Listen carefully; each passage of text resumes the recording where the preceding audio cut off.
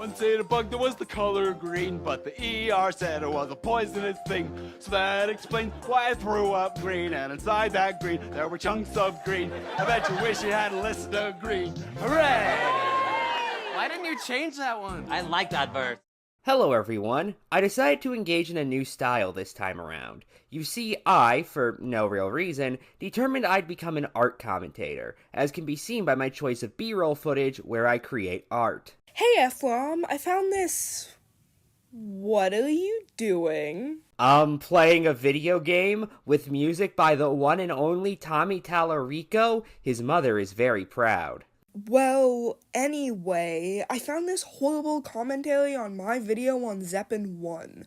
Wanna cover it with me? Time for a temporal times commentary, which means ditching this footage I already had, but oh well. Mushroom Girl, a name that makes every small gaming commentary channel without a mother figure shiver. I've had my sights on her for over a year now, and while she's made plenty of videos that I heavily disagree with, I decided to keep my tongue shut because I'm just a little wet cat, you guys.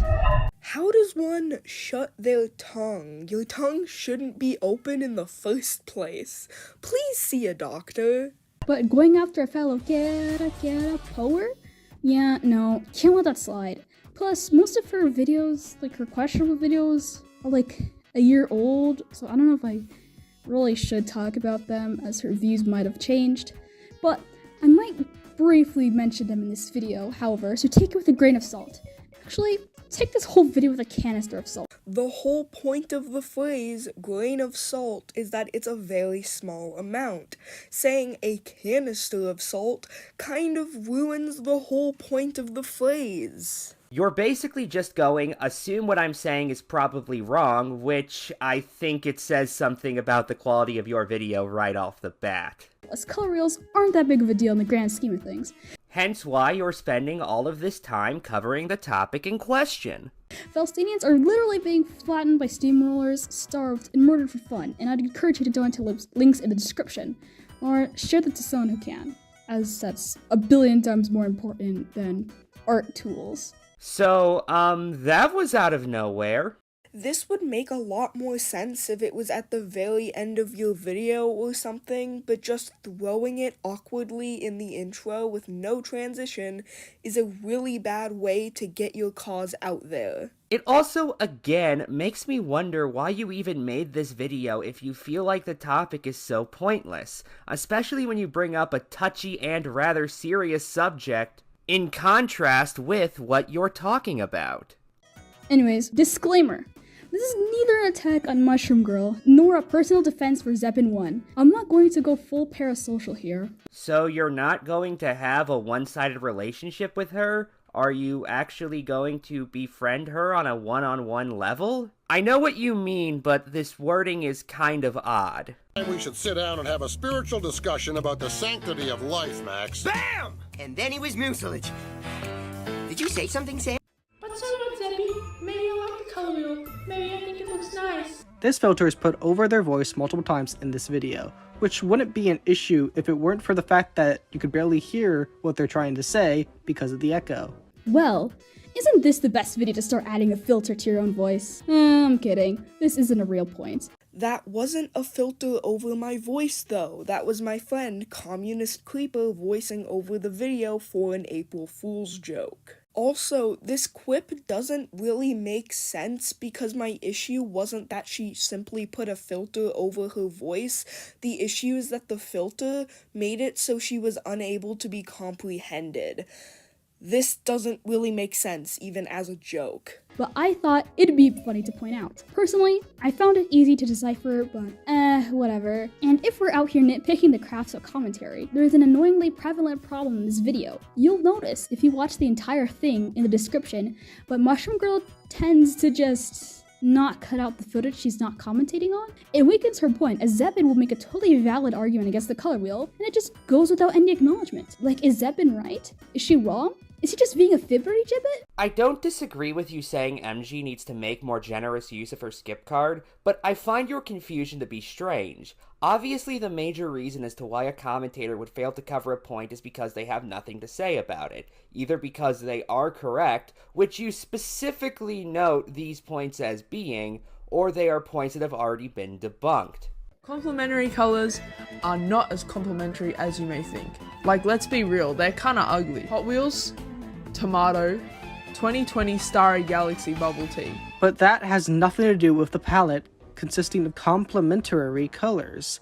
This isn't what she was talking about, and I'm going to be saying that a lot in this video, as a lot just flies over Mushroom Girl's head majority of the time. When Zeppin says complementary colors aren't as complementary as you think, she isn't being literal here. She's more alluding to the fact that many artists think that just including a complementary palette is enough to create a cohesive palette for their drawings, when in fact isn't. Where exactly did Zeppin 1 say that, though? You're putting words in Zeppin's mouth and assuming things you have no reason to assume.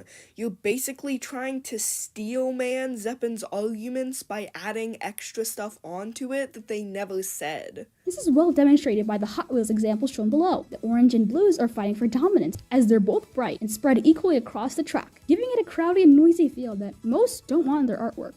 Okay, a bunch of things wrong here. First off, yes, obviously people aren't going to design a toy as they would a piece of artwork. They're entirely different mediums. The reason the colors are fighting for dominance is because the focus of the design is to be eye-catching and nothing else. It has no desire to go beyond this incredibly basic goal. Second off, the reason why the colors have this issue is not because of some inherent issue with complementary colors, like Zeppin at least implied, but because they are essentially the same level of brightness. For reference, I grayscaled the image and it's impossible to tell where the blue begins and the orange ends due to them being such a similar shade. This is not normally the case with complementary colors. Compare that to this image from the NES game Castlevania, which also uses blue and orange to complement one another and yet lacks this same issue because of the different shades the various colors are given. Hence why, even when this image is nothing but black and white, you can easily tell that, for example, the blocks Simon are standing on have something different about them color-wise compared to the blocks in the background. Another example of the importance of color values could be my own work, which you even say later in the video is well colored. You can clearly tell what the lights and darks are supposed to be in these drawings even when they're grayscaled. Even in this drawing in particular, which does actually have very bright colors, the values, while bright, are different enough to actually be readable when put into grayscale. If I recolor my drawings to have the same hues but all have the same value, it not only looks worse when in color but completely unreadable in grayscale. And Mushroom Girl points this out herself. That Hot Wheels racetrack is insanely bright and eye-bleeding. The issue isn't blue and orange being put together, it's the brightness of those colors. A color palette won't look good if the colors are so eye-bleeding that they make you want to die. She just didn't get the message of what Zeppin was trying to say. It's not the complementary colors that are the problem, it's the fact that it's not enough, and color theory is more complicated than blue and orange are opposites. Again, with you putting words in Zeppin's mouth. If that was the point Zeppin was trying to make, they didn't convey it properly enough for their audience to actually understand. And that's a pretty bad sign in a video trying to persuade you of something. And in my opinion, this is a major flaw in MG's video. She doesn't understand Zeppin's overly sarcastic and comedic tone, which I don't hold to her against. You say before you go on to criticize her for doing exactly that? It happens to the best of us, and even me. However, I'll be initiating some friendly fire against Zeppin 1 here, as the two other examples are, in my opinion, good examples of complementary color palettes being used well. Firstly, with a tomato, the red is the main color, while green is the accent. This is one of the best ways you can use complementary colors, having one dominate while the other color supports it. We can see that the main color, red, is bright and takes up the majority of the tomato, while the accent color, green, is more desaturated and takes up less space of the tomato, residing only at the top. What you're mainly complimenting here is the values of the colors and the placements of said colors. Complementary colors aren't about that, they're about hue. That's why complementary colors shouldn't be the only factor artists keep in mind when making art. Values and color placement, while being entirely different from complementary colors, are just as, if not more important. That doesn't mean that complementary colors aren't important, but other factors of color theory are meant to work with complementary colors. Also, talking about the color of a tomato is, and I'm not holding this against you inherently, not really the point of this conversation. Like the race car track example from before, tomatoes aren't primarily known for their aesthetic pleasantness. They're food. They serve a different purpose, and therefore trying to critique them as art makes about as much sense as, well, trying to treat a painting like food. You don't eat paintings. Wait, you don't? Whoops. Also, seriously, Zebin 1. Dissing the creation of God. Astaghfirullah, man. Anyways, as for the non-binary lore tea, this is a good example of a split complementary color scheme. That's not even close to what that's called. It's called a triadic color scheme because, it's shaped like a triangle. This doesn't even make sense to call it that, seeing as complementary colors are directly across from each other. And just look at the diagram. Yellow's complementary color is purple, blue's is orange, and pink's is green. Purple, orange, and green are three colors that are not in the color scheme in the diagram. If this was a complementary color scheme, they would be there. Rather than just purple and yellow, artist also uses blue for a hue variety and to add more interest to the drawing. This also makes the yellow pop more, as it's the only bright, warm color used in the artwork. And like MG says, it's fine not to like these color palettes. Just know that you're the minority, and this is a death game by majority. She is? Says who? Do you have any evidence to back this up? Imagine getting approached for a survey, and the survey is one question asking whether you personally enjoy this specific drawing of a bubble tea drink. If you want to know more about color theory, I'd personally recommend Mark Burnett's YouTube Art School tutorials, as they're really helpful and have improved my art a ton, and I'll leave a link to it. Probably.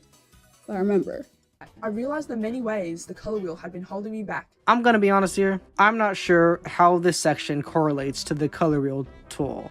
The color wheel doesn't force you to pick complementary colors, you just force that upon yourself for no reason.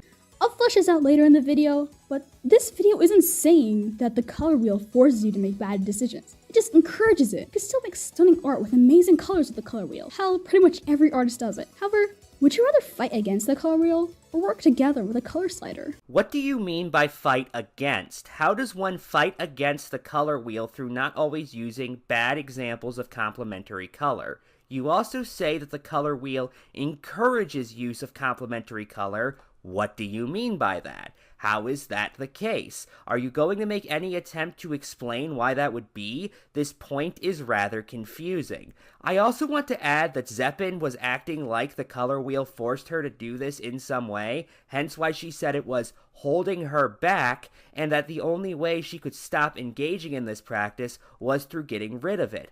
The wording makes it clear she believes she could not both fix the issue and have the color wheel, therefore making it go beyond simple encouragement. Also, you even admit that complementary color schemes can be done well. What's the issue if the color wheel encourages, not forces, like you specify, you to use complementary colors?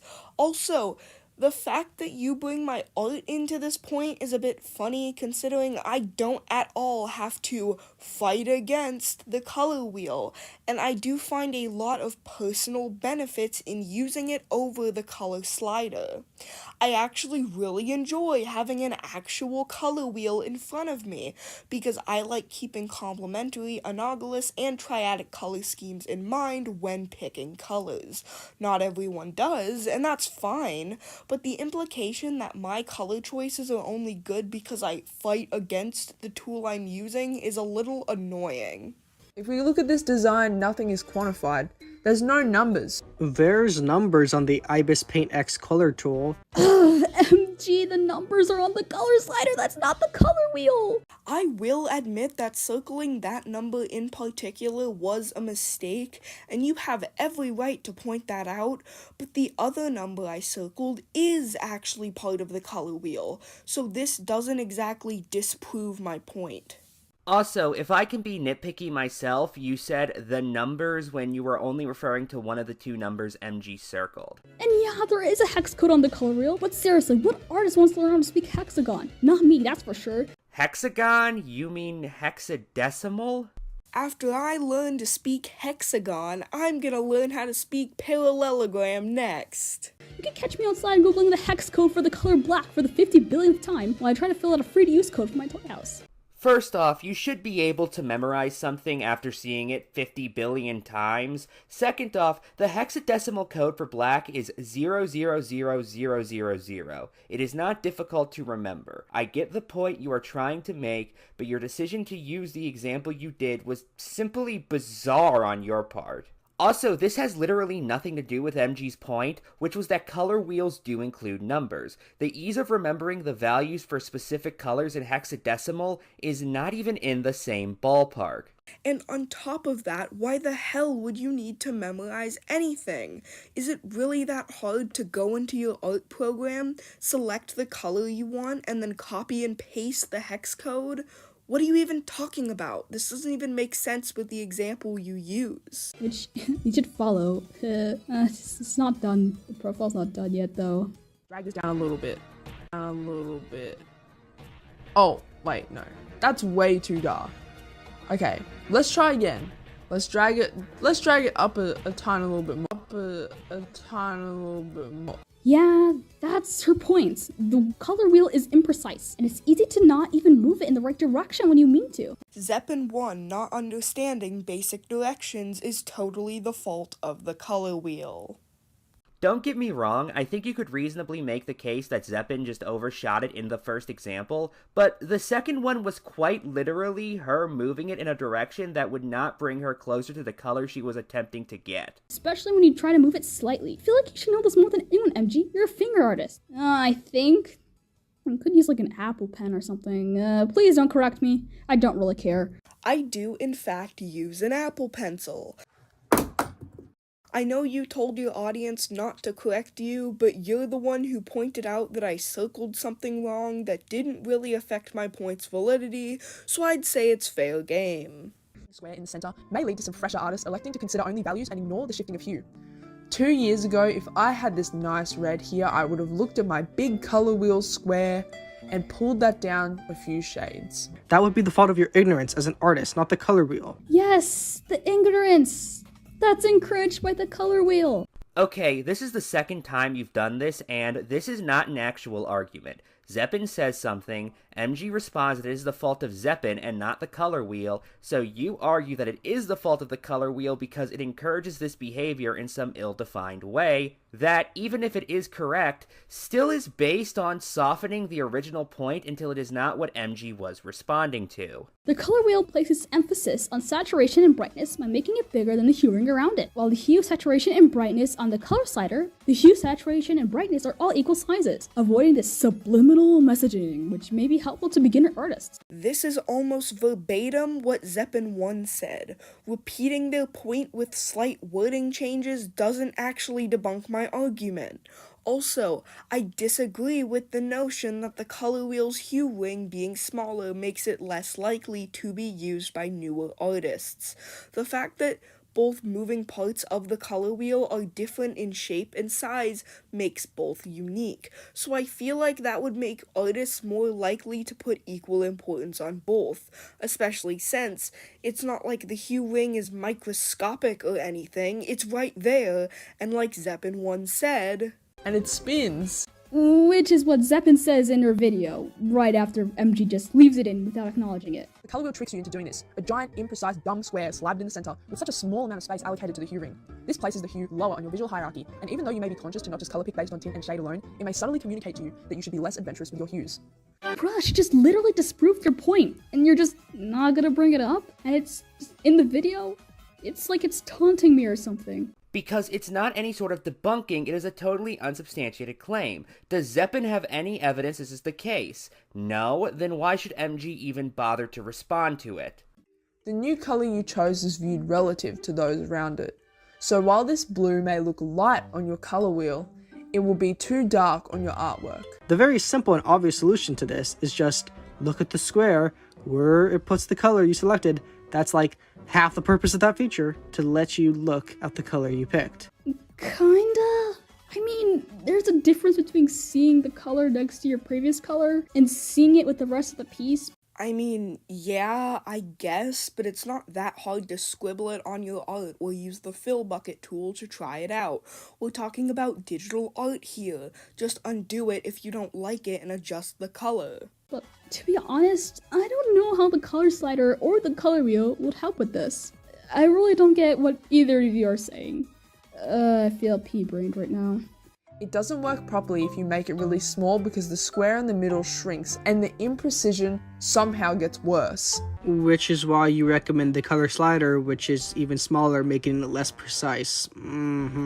While the color slider is smaller, it doesn't affect how the slider is used. The color slider is just a straight line that goes back and forth, and as long as you see the color, the slider can be however small it wants to be. Okay, this I just don't understand. Obviously, a smaller slider is going to mean either there is less room between each point on the line, or there's less points on the line in the first place, essentially making it so you have to be more precise with your movements if you want to get the color you want than you would if the slider was bigger. What also helps in favor of the color slider is that the brightness and saturation are separate sliders, which can be altered with independently. However, with the color wheel, it's merged together, which brings it to the second dimension. This makes it so the square has to be big enough to contain every possible combination of brightness and saturation, which is not feasibly possible without your whole screen being drowned out. And what in practice is the difference between a square that doubles as two sliders, one on the x-axis of the square and one on the y-axis of the square,